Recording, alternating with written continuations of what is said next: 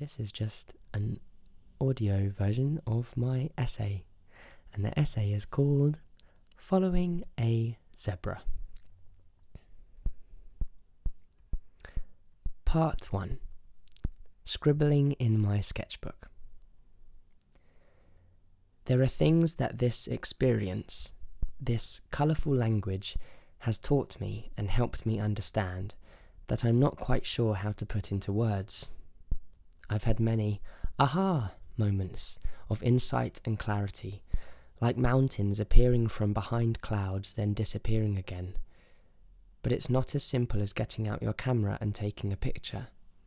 You have to stop and write or draw it on whatever's available, which for me, right now, means scribbling on an A1 sheet of tracing paper I've had folded up in my pocket and a big red sketchbook.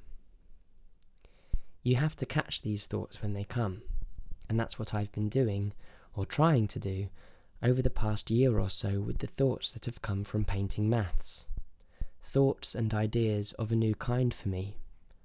I don't really have a framework or reference for what kind of thoughts they are, or what area of study they belong to, but I'd like to know, and I'm hoping that by writing this, others might be able to guide me toward areas of study that could help me continue this journey and understand these thoughts more deeply. I've been making notes in my sketchbooks, on scraps of paper and on the backs of paintings made by children I've shared the method with. I've tried to collect them all and keep them arranged, but even when I've managed to write my thoughts down, I found it difficult at times to express myself. I don't quite know how to communicate what I'm thinking or realizing. It's sometimes been frustrating, as though I don't have the words I need, as if I've come up against a barrier of language, much like I felt with maths, I suppose. But I want to write these things down and to communicate whatever I can in some way. Maybe some of that communication is best done through the maths itself, through the images and paintings I've created. Many times I've felt deeply emotional while painting maths, wordless feelings that rise up from I don't know where, no story, no identifiable route. Hopefully these images can say what I want to express, because they themselves are expressions of something. Before I get into it properly, I want to acknowledge that I'm not a trained specialist in educational studies, nor have I undertaken any formal study of teaching methods or pedagogy, a word I've heard before but only recently learned the meaning of while reading a book called The Glass Bead Game, which is a novel by the German author Hermann Hesse. Hermann Hesse? Hermann Hesse. H-E-S-S-E. Hesse. Hermann Hesse. It's a story about knowledge, art, maths, music, and meditation, which ultimately emphasizes how important education is, that no matter how impressive knowledge may be, its true value lies in how it's passed on and shared. As I say, I haven't studied pedagogy, and I'm not writing this to come across as an, in brackets or speech bubbles, academic. I am, however, a keen painter, and I love writing, whether that's stories, poems, songs, music, or just thoughts in my journal. And I thought it might be useful, if not for anyone else, then at least for myself, to write down the thoughts that have arisen from this experience, and from watching my art change so drastically before my eyes. Another reason I want to write this all down is because people have contacted me saying they want to reference my method in their master's degrees and other studies. A few times it's even been mentioned that someone might one day carry out a PhD research on it. That has inspired me to share my own feelings and findings too.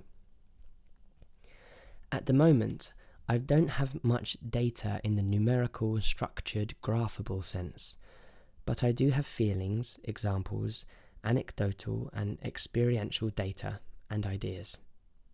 And at times, these thoughts and ideas might be poetic or whimsical, but poetry and whimsical mystery have been key ingredients in what led me to create what I've created. That's what I do have, and as a maker of things, I've always tried to make do with whatever I have to hand. I once made a giraffe from an old curtain and a tree branch, and a whale from a garden parasol. When I was about 10 or 11 years old, I made a flying machine out of lollipop sticks, bottle tops, and a plastic bag, and lots of glue. With the help of an elastic band, it kind of flapped its wings and very slowly moved across the dinner table, but it didn't fly. Unfortunately, that was before camera phones, so the last I saw of it was as I crushed it into the bin under the kitchen sink. It didn't work, in brackets, i.e. fly, and it was just gathering dust, but it very much flew in my imagination.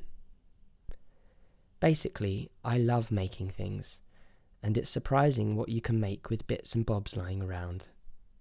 That's what this essay is going to be made from. Bits and bobs from my brain, the whimsical, poetic, light-hearted, and at times deeply sincere thoughts, ideas, hopes, and feelings from experiencing and at times deeply sincere thoughts, ideas, hopes, and feelings from experiencing a math. Oh, come on. Okay. Oh, sorry. Now I'm sniffing. Okay. That's what this essay is going to be made from. I'm laughing now. Okay. That's what this essay is going to be made from. Bits and bobs from my brain. The whimsical, poetic, light-hearted, and at times deeply sincere thoughts, ideas, hopes, and feelings from experiencing a year of maths in multicolour. Oh, got there. Right, okay.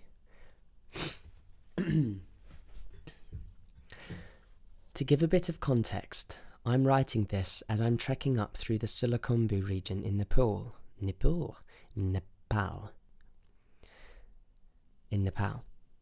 To give a bit of context, I'm writing this as I'm trekking up through the Sulakhambu region in Nepal, most famous for being home to Sagarmatha, or Mount Everest as it's known in the West. I'm not a trekker. I'm not even a hiker. A few months ago, this was not at all something even remotely on my mind, but a series of conversations, chance meetings, and enthusiastic maths lessons has led me here. I've been a little bit nervous about doing this, but as soon as I started a few days ago, I felt a great buzz of energy. The purpose behind this trek is to teach multicolour maths in the schools I pass along the way to base Camp Everest, where I will wave a flag covered with colourful maths painted by the children I teach. After having taught in a few schools already, in Jubbing and Karikola, it's turning into one of the most beautiful and unexpected adventures, to be teaching maths up the mountain. So that is where I find myself at this moment, making a journey, step by step, up a very long hill, through clouds, past rivers, alongside incredibly strong Sherpas carrying loads of unbelievable weight, and at times behind donkeys.